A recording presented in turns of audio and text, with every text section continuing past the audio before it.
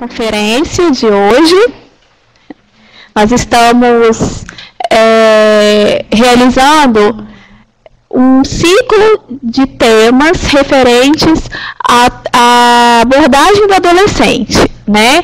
Então, hoje nós temos mais uma webconferência relacionada à temática, ministrada pela professora do Departamento de Pediatria, eu ia falar Departamento de Medicina Social, mas eu sou do Departamento de Medicina Social, Departamento de Pediatria da Universidade Federal do Espírito Santo.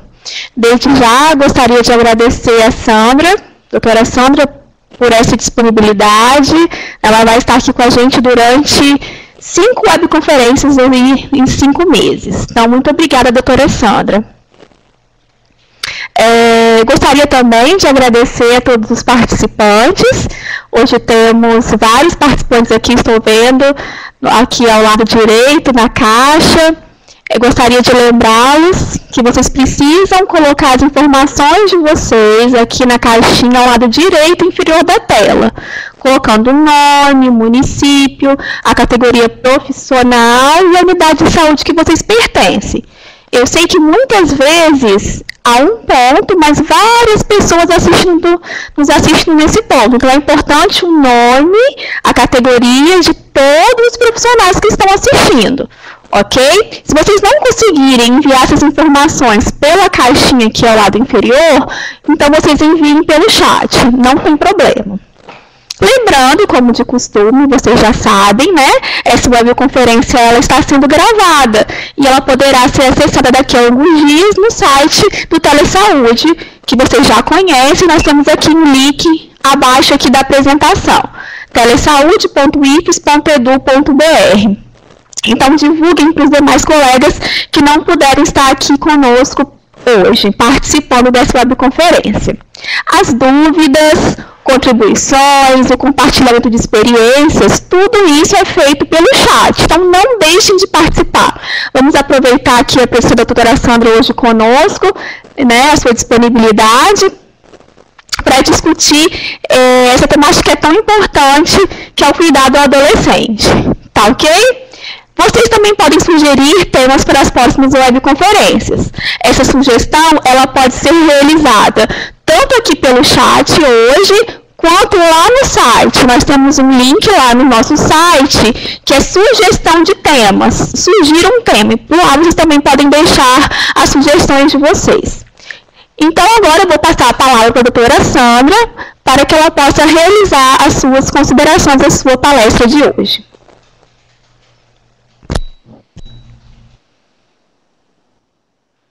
Já posso? Boa tarde, é um prazer estar com vocês, embora seja um pouquinho distante, eu gostaria que a gente pudesse se aproximar mais e trocar mais ideias.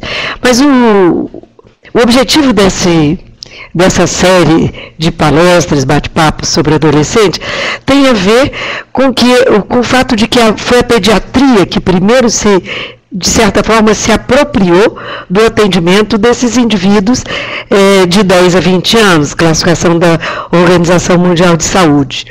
E entre os problemas que nós vemos na adolescência estão as mudanças do psiquismo desse adolescente que os levam a se tornar indivíduos, de certa forma, sob risco. Riscos de uso de droga, risco de se envolver com atividades ilícitas. Isso no mundo inteiro, não é só no Brasil. E no Brasil, a gente sabe que a imprensa noticia fartamente. Então, eu vou começar hoje de uma maneira um pouquinho diferente, talvez vocês achem até engraçado. Nós vamos falar um pouco de história de fadas. Um momentinho. É aqui. Pois é, não entrou. Isso, então, a adolescência é uma época de trânsito, a gente já mencionou isso. Inúmeros autores estudaram os contos de fadas, as lendas, relatos do folclore mundial, e todos eles reproduzem a trajetória do homem, do ser humano, nos seus dilemas, na sua vida e nos seus desafios. Quando se verifica com mais detalhe a estrutura dos contos de fadas, e a gente não se atém somente ao mágico que ocorre, O que se percebe é que inicialmente nele aparece um indivíduo, o herói ou heroína, e a sua dificuldade ou restrição. Existem problemas vinculados à sua realidade, como os estados de carência, a penúria, os conflitos, que são os desequilibradores da tranquilidade inicial. E eu vou convidar vocês a pensarem aqui num personagem muito conhecido, Cinderela. Cinderela é uma heroína com muita dificuldade em usufruir sua juventude e sua adolescência, porque sob os cuidados de uma madrasta que tem outras duas filhas, a madrasta quer o melhor para as filhas e deixa somente as tarefas domésticas e de quintal para a Cinderela, sem ela ter acesso aos divertimentos da idade. Bom, na estrutura do conto de fada ainda, temos um momento de ruptura, quando o herói se desliga dessa vida concreta que ele está vivendo, sai da infância, da proteção e entra no completo desconhecido. Cinderela sofre, chora, mas toma conhecimento de um baile. Aqui na setinha. Olha a seta. Desculpem, achei a setinha errada. Na estrutura dos contos de fadas ainda, a heroína, no caso nós estamos dando como exemplo a Cinderela, entra num confronto para a superação desses obstáculos e perigos na busca de uma solução no plano da fantasia.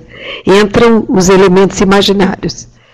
O mágico na Cinderela entra quando ela, sendo uma menina boa, se comunica bem com pássaros e até com o elemento mais mágico de todos, a fada, que substitui a proteção que ela não tem, a mãe que ela não tem, a família que está, nós diríamos hoje, disfuncional. Cinderela é uma adolescente pertencendo a uma família disfuncional. E depois dessa etapa, a restauração, o início do processo de descobrir o novo, possibilidades, potencialidades e até polaridades opostas. Com um desfecho de volta à realidade, a união dos opostos, a germinação, florescimento, colheita e transcendência. Cinderela encontra o amor. O amor é muito importante na adolescência, é a nossa fase de adquirir a capacidade completa de reprodução. E daí uma plenitude de vida, porque nos contos de fada tudo termina aí. E Cinderela possivelmente será feliz para sempre.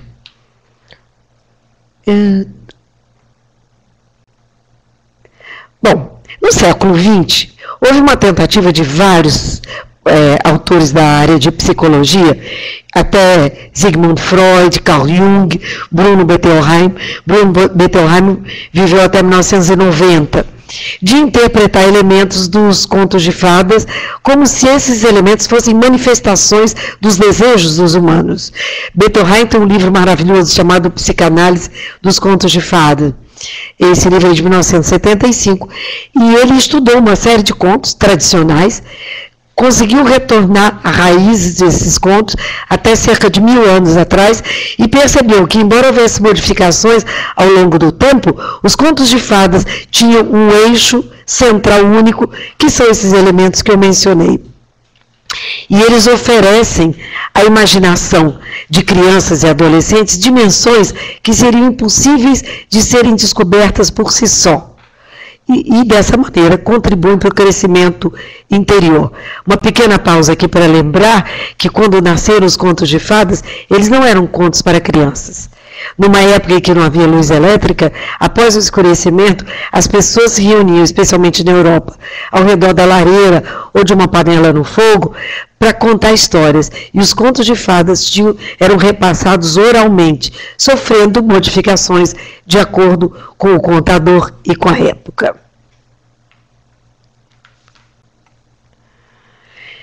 Então, os problemas emocionais, psicológicos do crescimento, as superações de decepções narcisistas, dos dilemas edípicos, aqueles que Freud descreveu no complexo de Édipo, né? As rivalidades fraternas muito comuns. Em vários contos de fada existem irmãos inimigos, né? Irmãos que às vezes solapam a vida de um outro irmão, em geral mais jovens, mais incompetente, mais incapaz de se defender. Isso mostra para o indivíduo a capacidade de abandonar suas dependências infantis, de obter um sentimento de individualidade, de se autovalorizar, um sentido ético, de obrigação moral. Ele necessita, para isso, entender o que se passa dentro dele. No Brasil, um pesquisador da Unicamp, Maurício Nobel, junto com a Armina Berasturi, uma pesquisadora da área de psicologia argentina, descreveram esses problemas da adolescência. Eles têm um livrinho muito simpático chamado Adolescência Normal, em que eles descrevem a síndrome do adolescente normal. E isso continua sendo o ponto central. O que é o problema do adolescente? É pertencer ao mundo. E o mundo pertence aos adultos. Sair da infância e entrar no mundo dos adultos é uma trajetória, é algo a ser transposto. Mas antes de mais nada, é necessário definir o que se espera de um adulto. Então nós podemos listar aqui o que é um adulto. Um adulto é um indivíduo que tem corpo de adulto. O adolescente ainda não tem. Ele tem atitude de adulto. Segurança, sabe o que faz, o que quer. Ele tem dinheiro no bolso, que é poder. No bolso ou na bolsa. Tem um papel na sociedade, né? Só que eu, Sandra Martins, sou médica, trabalho na universidade. Quando eu tinha 15 anos, quem era eu? Alguém que estava fazendo o ensino médio, que queria estudar mais, exatamente o quê? Não sei. Dependia de pedir a meus pais dinheiro para tomar um ônibus, comprar um sanduíche. Então minha atitude era muito mais vacilante. E para fazer frente a uma atitude vacilante, tímida, medrosa, eu às vezes me impunha com uma certa agressividade, impetuosidade, que em geral os adultos não veem bem. Meu corpo não tinha nem 40 quilos, era frágil. E, obviamente, eu invejava as mulheres que tinham formas femininas mais definidas, a cintura bem marcada, os quadris mais largos. Então, esse é um dos problemas do adolescente. E onde o adolescente pode conseguir aprender tudo isso para se tornar ele também um adulto. O grande desejo do adolescente. Eu me lembro muito de querer ter 18 anos para entrar num cinema onde havia um filme impróprio para menores de 18 anos. Entrar tranquilamente, cabeça erguida, mostrar meu documento com o maior orgulho. Demorou muito.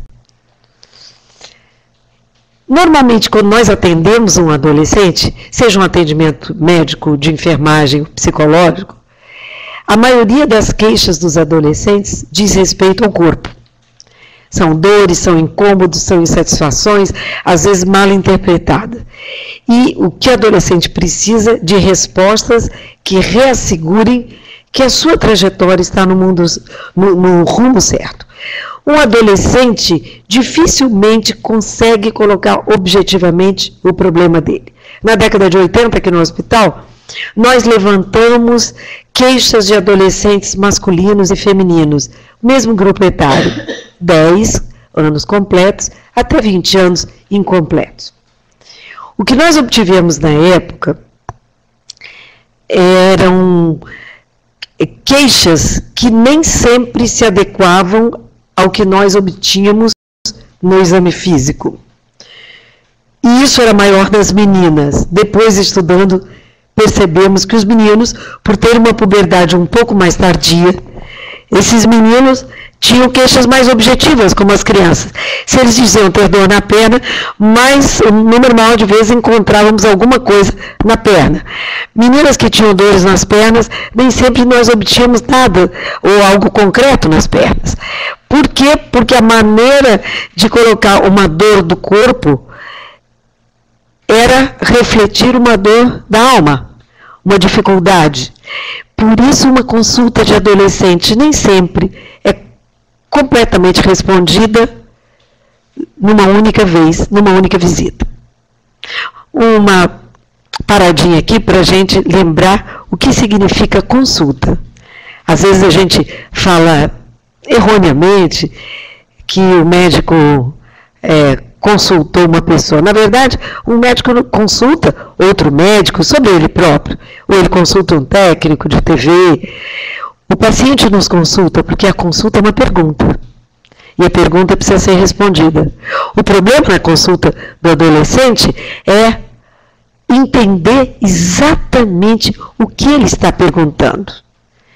E, o mais das vezes, ele precisa que as rédeas de sua vida sejam postas em suas mãos e que lhes ensinem a maneira certa de segurá-las. Ou então, nosso paciente adolescente tem que ser tratado como tal.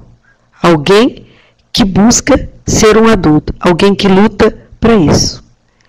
Então, o primeiro ponto, muitíssimas vezes o adolescente vem acompanhado de mãe, de pai, de avó, tia, e nós, a maioria de nós é pediatra, dirige o olhar, dirige a pergunta sobre a queixa principal ao acompanhante e não ao adolescente.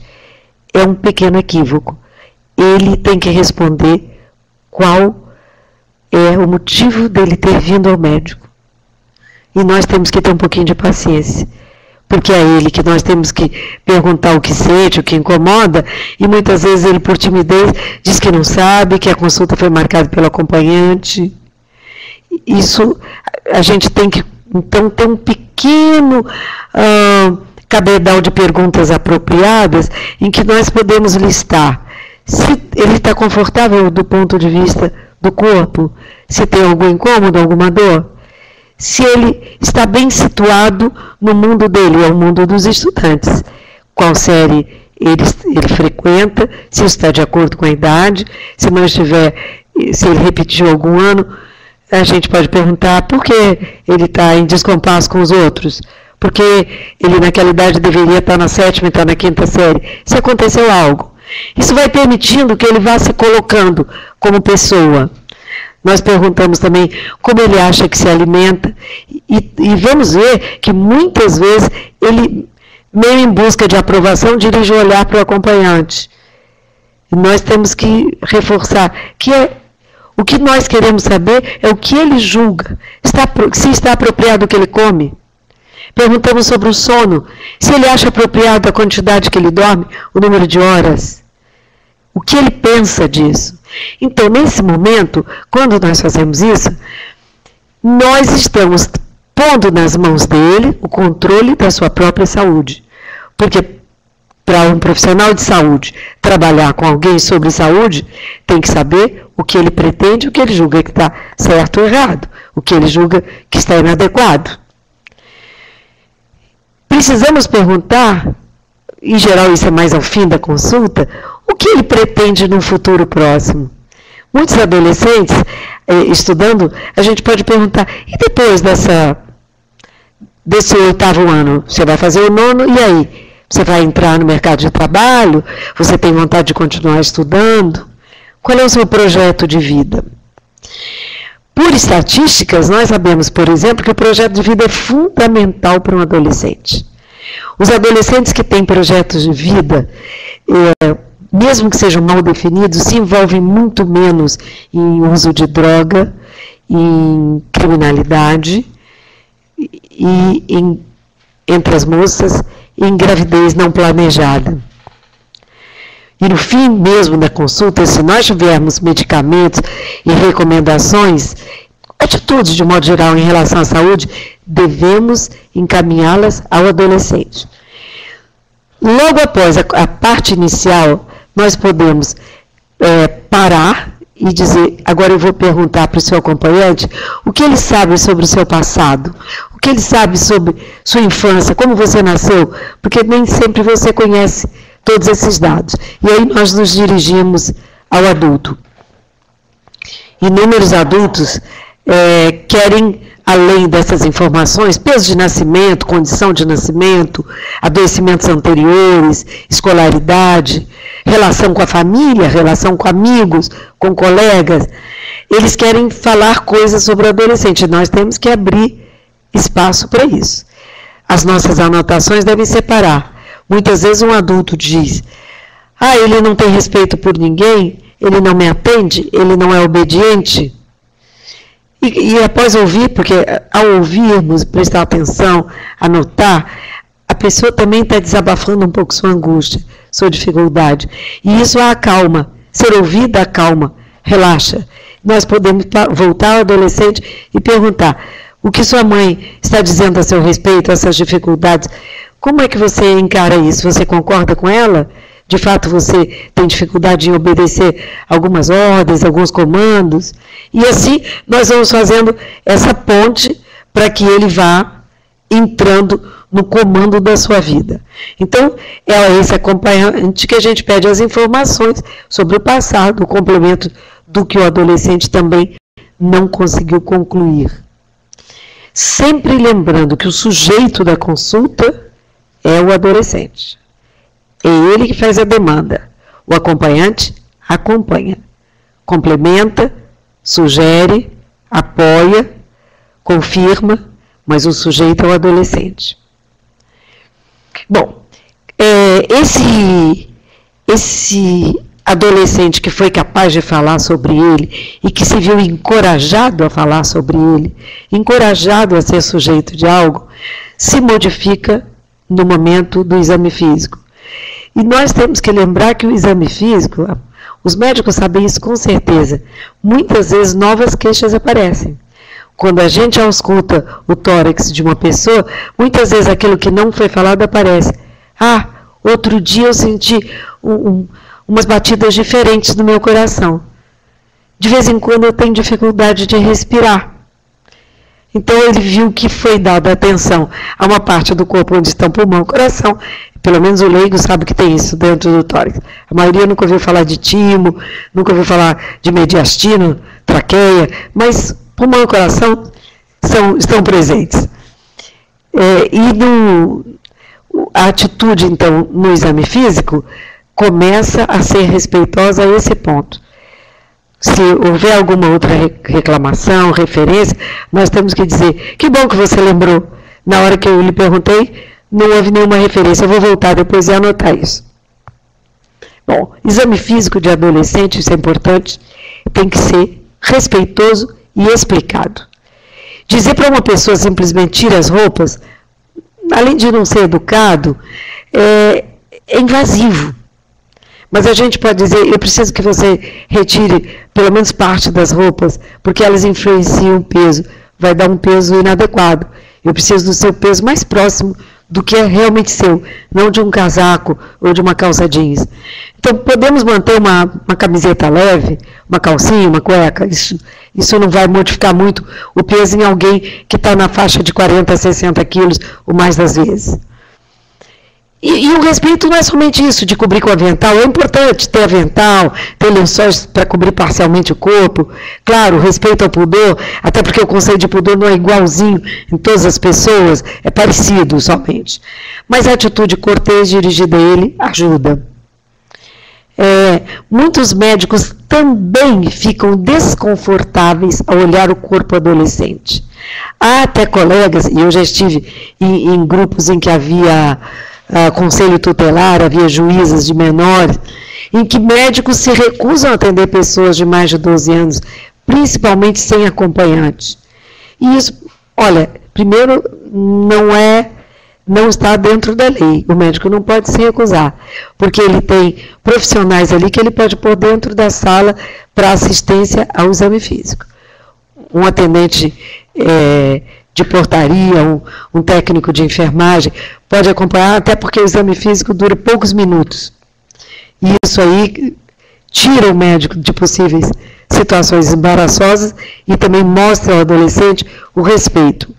Mas a defesa que alguns médicos têm com o desconforto do corpo pouco vestido, pode ser através de brincadeiras tolas. Né? Eu já ouvi brincadeiras tolas, pessoas fazerem referências à parte do corpo, como: eu posso examinar seu genital, em vez de dizer isso, e dizer assim: o pipinho não vai fugir. Isso é uma brincadeira que diminui o adolescente, não deve ser feito.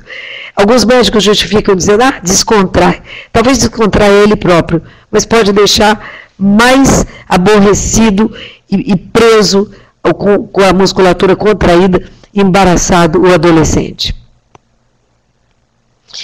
Durante o exame físico, podemos olhar para o rosto da pessoa eventualmente, e perguntar coisas da vida pessoal que não apareceram na história, na anamnese.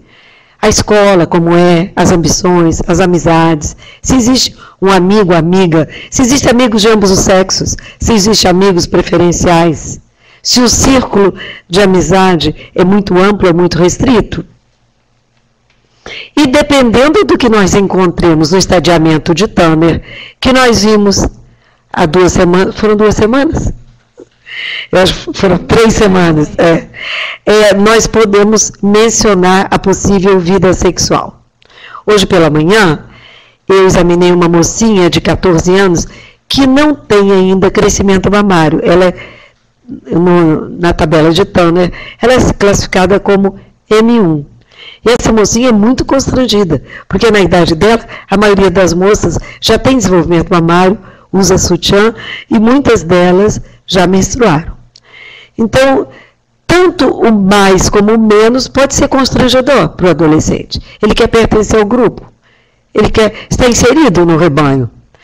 E essa maneira, ao olharmos isso, nós podemos continuar inquirindo. Por exemplo, por que eu perguntaria a uma menina M1 se ela já tem vida sexual? Talvez eu vá causar apenas constrangimento. Quase certo que não. Mas a um adolescente, masculino ou feminino, com desenvolvimento de Tanner na fase 4 ou 5, eu posso dizer, eu percebo que você, do ponto de vista do corpo, do aparelho genital, já está maduro, quase como um adulto. Você já teve alguma experiência sexual? Tem namorado, namorada? Ao mencionar isso, a gente está dizendo que percebe uma possibilidade disso ser verdade. Se estiver na sala um acompanhante muito restritivo, vocês vão observar que o adolescente vai ficar em silêncio e a maioria das vezes o acompanhante vai dizer: Deus me livre, nem pensar, doutora. E aí nós vamos também tirando informações sobre como é essa vida. A outra questão são as prescrições. Eu vou falar um pouco agora sobre o motivo mais frequente de queixa. Os motivos mais frequentes se relacionam hoje à imagem corporal. Eu estou gordo, eu estou magro, eu não sou alto como gostaria de ser, e eu ainda vou crescer? Por que meus seios não cresceram como das outras amigas minhas? Ainda vai haver esse crescimento mamário?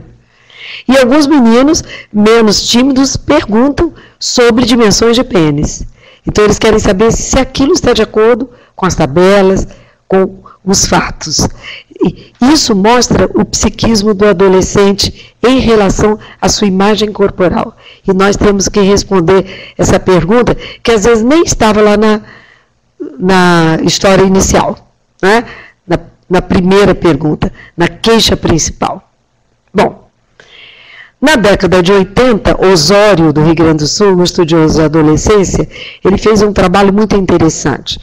Osório pôs um observador na sala de espera e dentro do consultório, examinando adolescentes, a cada adolescente, independente se a consulta era sobre uma tosse, uma diarreia, uma dor abdominal, crescimento, independente do motivo, ele concluía também informando que o desenvolvimento, a maturação sexual estava completa ou não.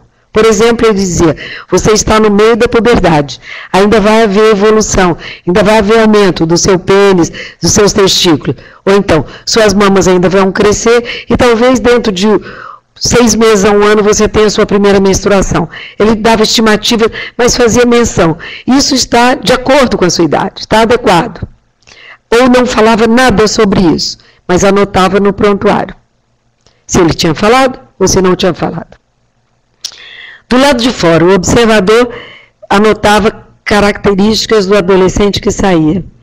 E, estatisticamente, convergiram os adolescentes que tinham alguma informação sobre seu corpo, principalmente em relação à genitália, saíam mais aprumados, com a cabeça erguida, muitas vezes sorrindo. Ao passo que os adolescentes que não tinham tido nenhuma informação sobre aquilo, saíam meio perdidos. O que isso quer dizer? Quer dizer que ele, embora tenha ido com tosse, com dor na perna quando caminha muito, com mau resultado escolar, ele queria muito saber sobre isso, sobre ingresso no mundo adulto, e principalmente sobre o ingresso do corpo no mundo adulto. Para tomar as rédeas da sua vida pessoal, nós também temos que dirigir a nossa prescrição, seja ela medicamentosa, prescrição de atividade física, mudanças alimentares, o que for, ao adolescente. E sempre pedindo o apoio do acompanhante. Então, aos adolescentes, sobrepeso e obesidade, agora, acho que vocês estão lidando muito com isso. E os adolescentes querem um médico mágico que dê um remédio e que eles fiquem de acordo com o que eles julgam necessário. E tem revistas e sites que dizem que a pessoa pode perder 5 quilos em uma semana, mas não falam dos problemas, por exemplo, decorrentes da obesidade. Nós temos que falar sobre isso. Isso, num serviço com uma demanda muito grande, pode ser feito de acordo com o enfermeiro e o médico, de forma que após sair dessa consulta, ele vá para uma pós-consulta com o enfermeiro, que vai falar das dificuldades físicas, do excesso de peso, sobre as articulações, que vai falar sobre o possível aumento da pressão arterial, que pode melhorar com a perda de peso, do aumento dos lipídios plasmáticos, colesterol, os triglicerídeos, que também podem ser melhorados. Então, quando se fala com ele sobre isso, e se coloca nele o foco, e ao acompanhante vai se pedir colaboração, eu gostaria que a senhora agora vigiasse o gasto de óleo na sua casa, para tantas pessoas, tanto de óleo por mês. Se a senhora estiver gastando demasiadamente, ele não tem como escolher outra comida. Ele vai ter que comer essa comida que tem um teor de óleo exagerado. Se os sucos são adoçados previamente, ele não tem opção de tomar um suco sem açúcar. Se sempre tem um refrigerante na mesa, é um convite para consumir um alimento inadequado. Eu estou dando o exemplo da obesidade por ser frequente, mas existem outros. Né? O aumento de massa muscular por meio de um esporte, a melhora do nível de sono, se a família restringe a atividade a partir de uma certa hora, porque é difícil a gente ir para a cama se todos estão na maior algazarra, assistindo o jogo, vendo novela ou filme, dando risada, ele quer participar do grupo. Então, essas coisas têm que serem vistas como é a dinâmica daquela família. Bom, nós temos que ver também como é o adolescente na sociedade. O psiquismo dele tem tudo a ver com isso. Onde é que vai se inserir um adolescente que está em busca de um papel social? Bom, ele tem que se inserir na escola, na família, no bairro, numa participação política, seja municipal, estadual, federal. Quando um médico, um enfermeiro, um psicólogo, um profissional de saúde faz uma pergunta, mesmo que seja um dentista, e olha que o dentista trabalha com a gente de boca aberta, não implica muita resposta, ele está dando uma dica de que aquilo é importante. Se eu pergunto a alguém em que série você está, como é a sua participação na família? Na sua família, você tem alguma tarefa que é obrigação sua? Fazer compras, por exemplo? Ou cuidar de colocar as roupas na máquina? De lavar roupa? É uma coisa simples, mas... Né? Quem é que tira toda a roupa de cama ao cabo de uma semana? É você? Você ajuda nisso? Uma roupa lavada é posta no varal por quem? Quem lava a louça depois de uma refeição? Então, tudo isso... existe uma... Vamos parar aqui para falar de adultos um pouquinho. Os adultos, às vezes, são um pouco ambíguos. Os adultos querem que o adolescente faça coisas, se torne... Esse é o discurso. Colabore, participe, seja maduro, responsável, mas muitas vezes tudo é visto só pelo lado negativo. Aquela velha história de meio copo d'água. Para o otimista, é um copo meio cheio, para o pessimista é meio vazio. Então, quando um adulto só coloca o lado negativo, precisa pedir todo dia para ele trocar a roupa de cama. Toda vez que precisa trocar, se eu não peço, ele não troca.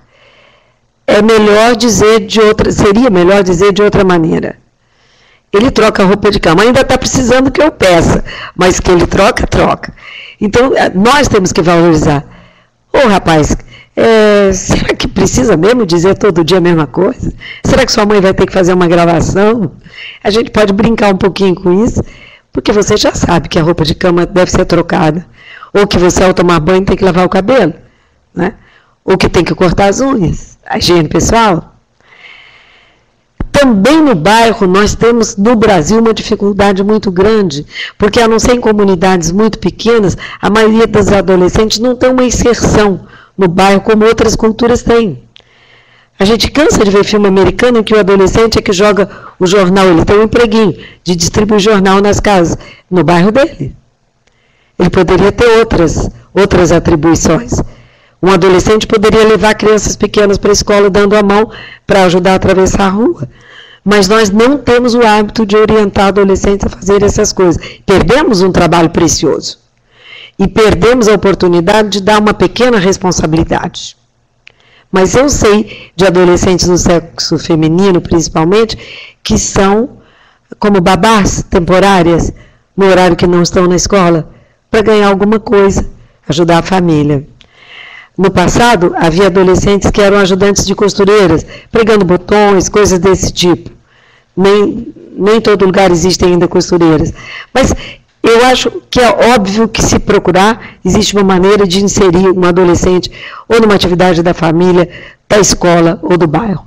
As escolas até chamam os adolescentes para ajudar a arrumar a festa de São João, arrumar um ambiente para a comemoração do Dia das Mães, do Dia do Professor. E isso é extremamente útil por descobrir talento, por desenvolver esse senso do eu tenho que botar as bandeirinhas porque depois de amanhã vai ser a festa da minha escola. Eu tenho que ir para o ensaio da dança porque vai haver um concurso de quadrilhas, eu quero que a minha escola esteja melhor ensaiada. Bom, participação política. Nós estamos numa fase muito difícil.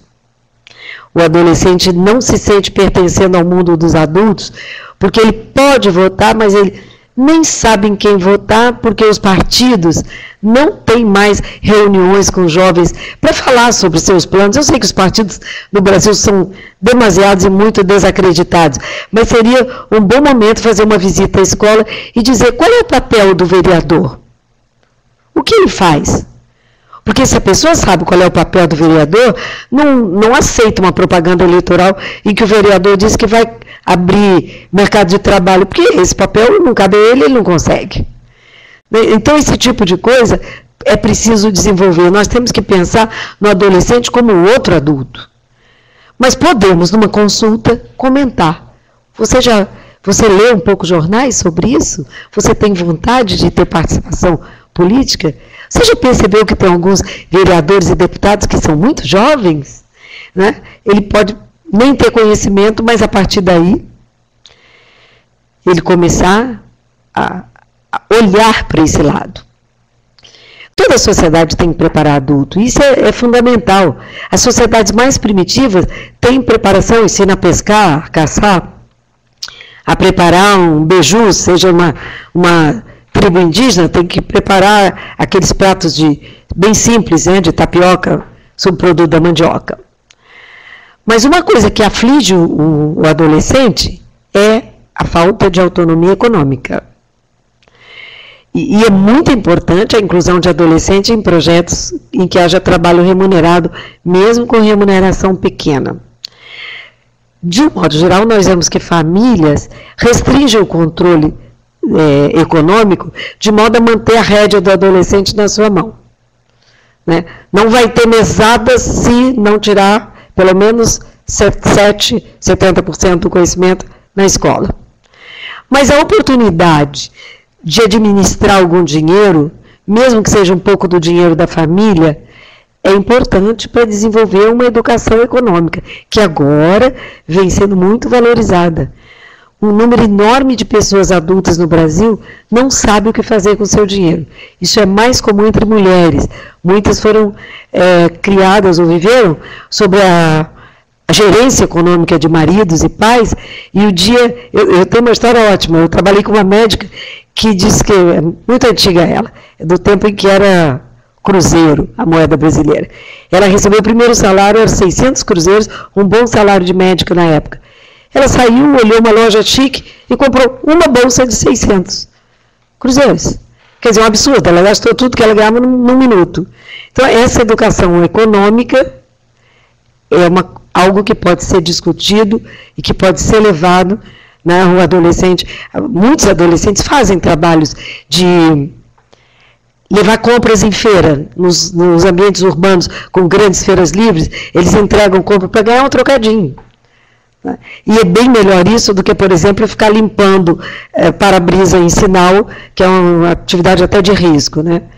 O Brasil não estimula o cuidado domiciliar de idosos. Vários países entregam isso a adolescentes maiores de 16 anos. Fazem trabalhos de orientação e eles vão fazer visitas a idosos que têm autonomia parcial. Cuidam, fazem alguma comidinha, fecham a casa, mas não conseguem fazer uma boa limpeza. Então, o adolescente faz isso e ganha algo da prefeitura, da comunidade. Existem países que têm projeto de reflorestamento, em que os adolescentes, nas férias, são levados a lugares de reflorestamento, num ônibus, com mudas, são orientados como elas devem ser plantadas e vão ganhando pela quantidade de muda plantada. Existem outras coisas, são exemplos que eu conheço e que os adolescentes chegam a entrar em filas para ganhar esse dinheiro de férias. O Brasil não desenvolve. Mas não vai ser um projeto federal isso. Isso vai ser de um município, de uma comunidade menor, ajudando seus adolescentes a se inserirem, acharem importante. Olha, há 5 anos atrás, aquele jardim ali, ou aquele bosque, fui eu que ajudei a plantar, era um deserto. Só tinha capim, agora tem algumas árvores. Isso é muito importante. E faltam essas iniciativas. E essas iniciativas que tiram do aliciamento do criminoso, né? Que às vezes emprega esse jovem para fazer as entregas de seus produtos, né, ilícitos. Então, essa autonomia de atitudes, ela sofre a pressão de meios de comunicação. Enquanto a gente não consegue fazer várias coisas, os meios de comunicação conseguem bombardear nossos adolescentes com padrões de moda, padrões de vida sexual, padrões de alimentação. A moda, por exemplo, são os anúncios de roupas, né? Isso aí eu não preciso falar para ninguém, que aparece na TV, nas revistas, toda parte. As novelas e filmes dão uma impressão de que a vida sexual é uma coisa muito tranquila, que a pessoa inicia, não acontece nada, tudo dá certo, né? Nas novelas é muito comum caminhar para final feliz, em que todo mundo acha o seu par, não há nenhum desencontro, nenhum infortúnio, e todo mundo que conhece minimamente a vida do seu bairro, da sua comunidade, sabe que as coisas não são bem assim.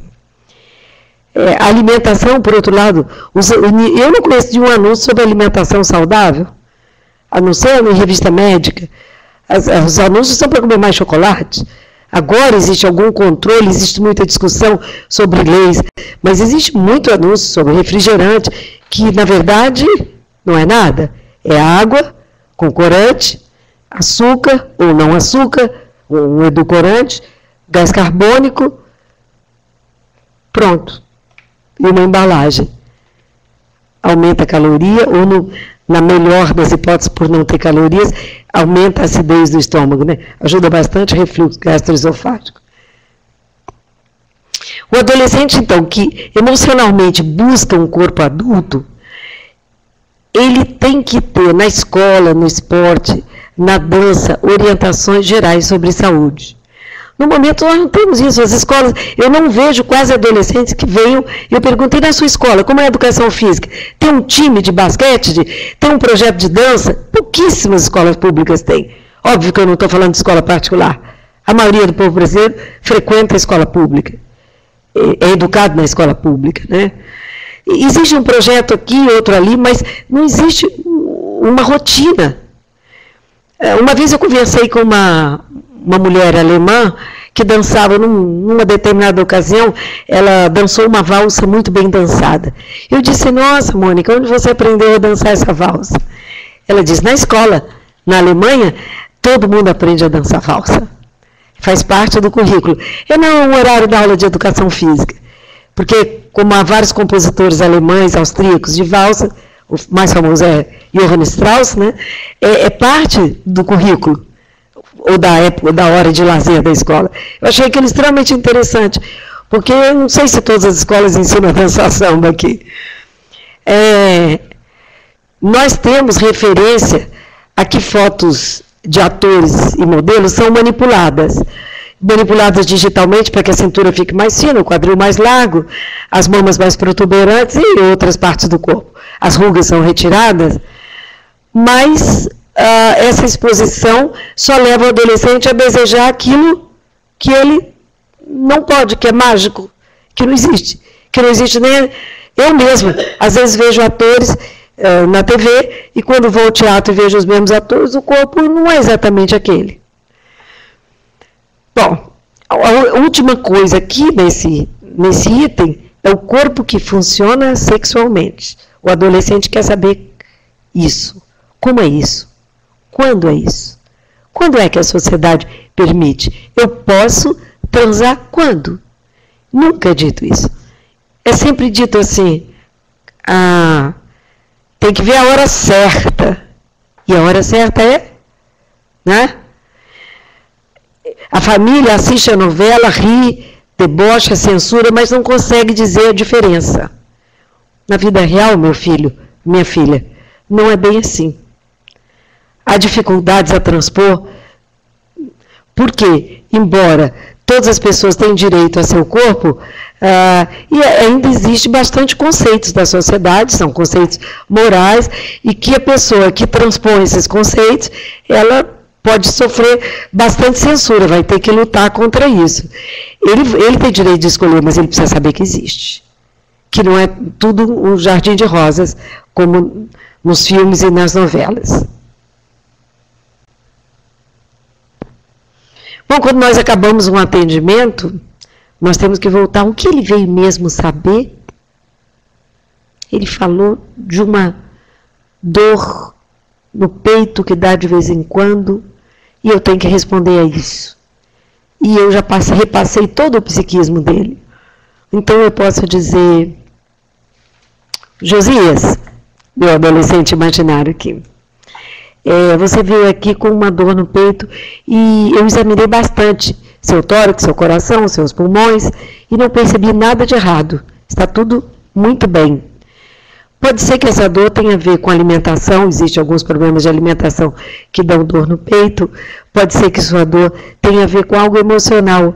Eu gostaria que você anotasse a hora, o momento que ocorre durante os próximos 30 dias e volte aqui para a gente rever.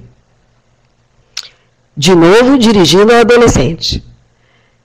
De novo, recomendando que ele se observe, porque ao observar-se ele está assumindo o controle da saúde. Quem tem que trazer informações para o médico é o paciente. Sejam observações de que esfera elas forem. E nós devemos falar sobre crescimento e sobre as mudanças corporais. Observei que sua puberdade está terminando. Significa que você é um homem que já pode engravidar uma mulher, caso venha se relacionar com uma. Portanto, caso isso aconteça, eu recomendo que você use camisinha. Porque acredito que você, Josias, agora não deseja ainda ser pai, não é mesmo? Deixar isso bem claro. Não podemos, como médicos, enfermeiros, qualquer profissional de saúde, só falar no negativo, na negação de doença. Você não tem nada, pode ir embora, está ótimo. Na verdade, isso é o refúgio da incompetência. Significa, você não tem nada que eu saiba resolver ou abordar. Então, eu preciso, ou eu posso dizer mais modestamente, eu não encontrei nada de anormal. Encontrei um adolescente de aspecto bastante saudável. Gostaria de te ver de novo. Podemos pedir exames de rotina, podemos recomendar vacinação, podemos dar uma caderneta de saúde do adolescente que já existe e pedir para ele ler e numa outra consulta perguntar se ele achou algo interessante, relevante, aquilo. E aí o acompanhante está recebendo essa informação junto com o adolescente, porque ele vai, ao ver como nós procedemos com aquele rapazinho, aquela mocinha, ele também pode modificar o conceito dele. Ele também pode mudar os olhos com que ele vê aquele filho, aquele neto, aquele sobrinho. Muito obrigada. Ultrapassei.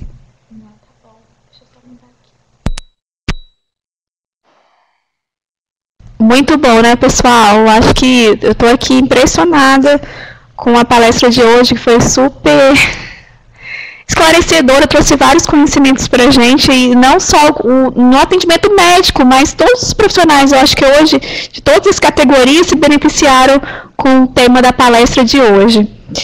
A gente estava conversando aqui, Sandra, eu perguntei sobre para eles compartilharem experiências de atendimento adolescente, né, enquanto você estava falando um pouquinho sobre as questões abordadas. E aí nós tivemos aqui uma experiência de uma médica que ela falou que a mãe levou a filha uma vez à consulta porque queria saber se ela ainda era virgem. O que você tem para falar sobre isso para a gente?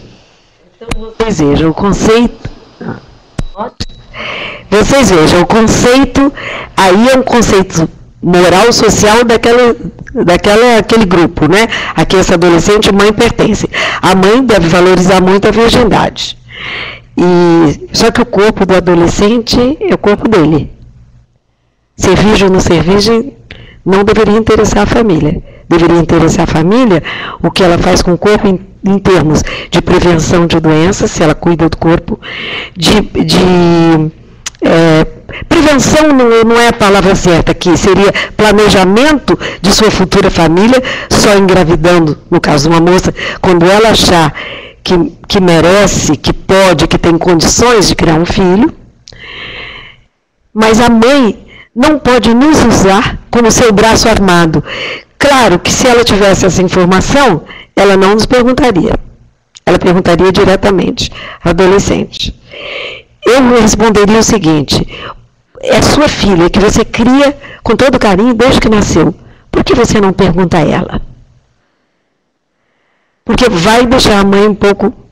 Agora, no exame físico, eu posso perguntar ao adolescente. Eu não tenho direito de fazer exame médico de genitália para verificar virgindade, a não ser em condição de medicina legal, por algum outro motivo. Nesse caso, eu posso perguntar ao adolescente e deixar claro para ela a obrigação que eu tenho com o sigilo. Se ela não estiver possivelmente grávida, eu não tenho e não devo que relatar nada disso à mãe. Mas se perceber que não é virgem, eu tenho que dizer a ela que se ela está tendo vida sexual, como é que ela está levando isso? A vida sexual é uma outra forma de uso do corpo.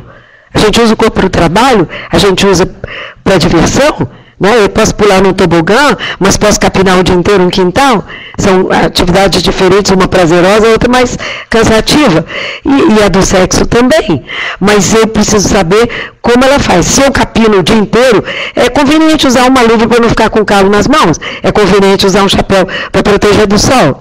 Se eu vou no tobogã, é conveniente eu ter um maiô apropriado, que é aquele negócio do arranque. Então, tudo isso, eu tenho cada momento da minha vida, cada uso do meu corpo, eu tenho que saber o que é apropriado. Se eu estudo, fico muitas horas na escola, eu tenho que ir alimentada, eu tenho que ir limpa, e na volta também, estar limpa para dormir, por exemplo. A gente esquece que o corpo é um instrumento de estar vivo. Eu só posso ser alguma coisa enquanto meu corpo funcionar. Mas o corpo não pertence ao outro, pertence a gente. Muito bom, excelente conduta, doutora Sandra. Nós temos outra pergunta aqui sobre o seguinte: o aparecimento de estrias está muito ligado a quem perde peso, mas na adolescência isso pode ocorrer por causa do crescimento rápido, tanto nos meninos como nas meninas. E por causa disso, os adolescentes sentem vergonha do seu corpo. Como podemos conversar com os adolescentes sobre isso? Bom, na verdade é comum o adolescente sentir vergonha do corpo, qualquer que seja o corpo que ele tenha, porque a mudança do corpo infantil, e isso foi estudado, para o corpo novo que está surgindo, primeiro que ninguém fica de criança um adulto lindo, completo, a gente nem sabe que adulto a gente vai ficar, né? De repente começa a crescer um quadril demasiadamente grande que nos envergonha um pouco. Ou então não cresce o quadril, fica estreito como o quadril de um rapazinho, e eu sou uma mocinha, eu queria ter umas ancas mais largas. Então o adolescente nunca está plenamente satisfeito. Eu mesma, com 13 anos, tive uma verruga no cotovelo, usei manga comprida e Vitória 1 ano, porque eu achava que o universo estava olhando para o meu cotovelo. Bom, mas isso é coisa de adolescente. Agora, as estrias, elas aparecem por distensão da pele. Elas aparecem quando há um ganho grande. São comuns as estrias de mamas pelo crescimento mamário. São comuns as estrias dilaterais do quadril, porque há o crescimento, a expansão do quadril com o aumento do hormônio feminino, é a nossa configuração de mulher. Há, às vezes, estrias horizontais nas costas de rapazes que têm um crescimento estatural muito rápido. Isso é comum da gente ver. Elas não aparecem quando emagrecem, mas talvez se tornem visíveis, porque elas vão ficando esbranquiçadas depois daquela fase rosada. As estrias têm um aspecto genético. Elas estão ligadas à pessoa ter maior ou menor quantidade de fibras elásticas na pele. Então, quem tem família com muita estria, se tiver um ganho de peso rápido, vai ter alguma. Existem tratamentos, os dermatologistas fazem com laser para retirada de estria, mas depende muito da situação, a pessoa é confortável. Algumas poucas estrias na lateral do quadril, ou algumas poucas na base da mama, a maioria das pessoas tem e não liga muito. Muitas grávidas têm estrias enormes no abdômen, principalmente em gravidezes gemelares. Acho que todo mundo já viu isso. Ficam muito tristes depois, porque a barriga, quando perde aquela distensão, a estria fica com um aspecto de papel crepom. Mas, normalmente, a estria só pode ser prevenida dessa maneira, não haver um ganho muito rápido de peso, dá um tempo da pele amadurecer. Mas, mesmo assim, tem aspecto genético. Talvez fosse bom o dermatologista falar mais alguma coisa, que eu não sou tão expert nesse assunto. Mas eu acho que ficou respondido, Sandra.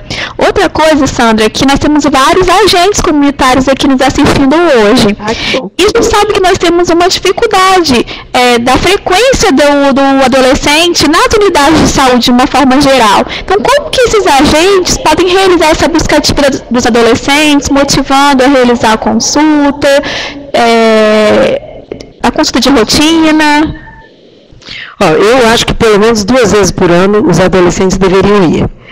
A motivação deveria ser conversar com ele sobre projetos de vida, como anda a saúde, se ele já viu algum familiar doente e que doenças ele tem medo de ter. A maioria das pessoas já viu algum tipo de doença e tem medo de ter. E se ele sabe como aquilo funciona, se tem ainda preocupações com o crescimento, e dizer que o médico pode fazer isso, pode olhar se ele está protegido contra todas as doenças. O número de pessoas, inclusive com formação superior, que confunde injeção com vacina, ainda é enorme. E um agente de saúde pode explicar exatamente o que é uma vacina. Pode, inclusive, se informar sobre a história das vacinas e contar a linda história do Jenner, que a palavra vacina é tirada de vaca, que descobriu que as moças que ordenhavam vacas pegavam a varíola das vacas, e depois, quando havia uma epidemia de varíola, olha, estamos falando do século XVIII, elas não contraíam a varíola humana, que era mortal. Então, ele, a partir disso, descobriu, se alguém contar uma história sedutora dessa, e mostrar que evitar uma doença, como hepatite B, cujo vírus pode causar até câncer de fígado, ele pode seduzir um pouco. Na verdade, nós não temos que impor, temos que seduzir, mostrar a importância disso. Mas também nem todos nós somos tão bem informados. Podemos melhorar a nossa informação. Com certeza. A Sheila, ela também fez uma pergunta aqui, nossa última pergunta aqui do chat: qual é a melhor orientação aos adolescentes em relação à atividade física? Musculação, mais especificamente.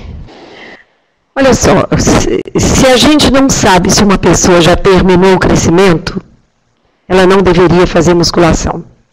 Ou se fizesse, deveria fazer musculação com muita orientação específica por uma pessoa muito competente. Porque os músculos se apoiam nos ossos, e os ossos estão crescendo. Então, um esforço exagerado muscular sobre um osso que está crescendo, esse esforço pode causar alterações nesse osso. Então, em relação à coluna, pode causar danos em vértebras ou nos discos intervertebrais.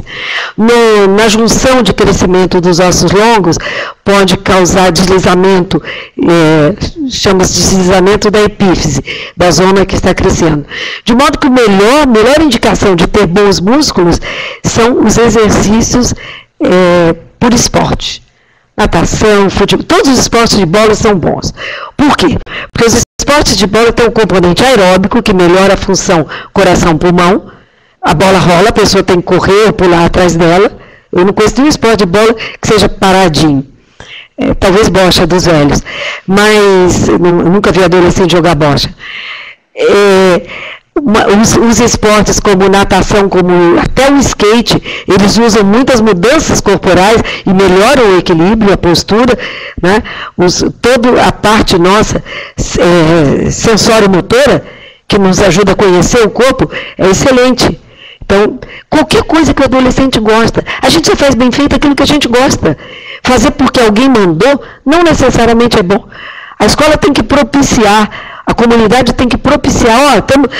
Tem rapazes altos, estamos abrindo um time de basquete aqui, moça alta, elas vão gostar, serão mais bem aceitas. Tem um grupo de ginástica, as pessoas às vezes, muito elásticas, de menor estatura, tem de dança.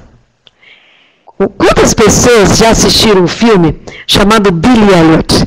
Billy Elliot é a história de um garoto numa comunidade inglesa pequena, em que as meninas tinham uma aulinha de balé de uma professora já madura que dava isso. E os meninos tinham uma aula de boxe. Mas Billy Elliot assiste uma aula de balé, fica encantado. A professora, num lance repentino, pergunta quanto ele calça e joga uma sapatilha do número dele. E ele se torna um grande bailarino. Olha, quem não viu esse filme, se puder, assista. Porque a gente vai ver o que é o tormento de um adolescente num mundo que não aceita um homem dançarino, por exemplo, e o prazer que ele sente, como ele fica internamente quando dança. É muito bonito. Muito obrigada, Sandra, pela sua participação novamente, pela excelente palestra ministrada, que todo mundo adorou. Então, tivemos vários comentários aqui no chat, né, de palestra excelente, muito boa, ótima palestra, realmente ela foi muito instrutiva, e a gente pôde ver como que é importante, né, conhecer os aspectos psíquicos para o atendimento ao adolescente. Então, obrigada novamente, esperamos você aqui no mês que vem para falar mais um pouquinho para a gente desse tema tão importante. Você gostaria de fazer mais alguma consideração? Eu quero agradecer, porque alguém ia agradecer especialmente, que eu acabei de ver ali, que a minha colega de trabalho, Maria das Graças Coy, estava assistindo. Nós trabalhamos, depois de nos conhecermos por anos, estamos trabalhando juntos e vem sendo um grande prazer a troca de informações. Mas, de modo geral, muito obrigada a todos. Obrigada novamente. Eu gostaria de agradecer a todos que participaram conosco hoje. Dizer que a nossa próxima palestra com essa temática de adolescentes será no dia 15/7, no próximo mês. Então, não deixem de participar também. Gostaria também de fazer outra divulgação. Não sei se vocês estão sabendo, nós estamos com inscrições abertas para o curso de atualização em saúde mental na atenção básica. As inscrições vão até dia 18 de junho. E o curso começa dia 29 de junho. Então, todas as informações estão lá no site, no nosso edital. Então, não deixem também de dar uma olhadinha e divulguem para os demais colegas. Ok? E a nossa próxima palestra agora, desse mês, será no dia 24/6, que é sobre Blair Dort e sua relação, né, com o trabalho. Então, mais uma vez, obrigada e depois uma boa tarde.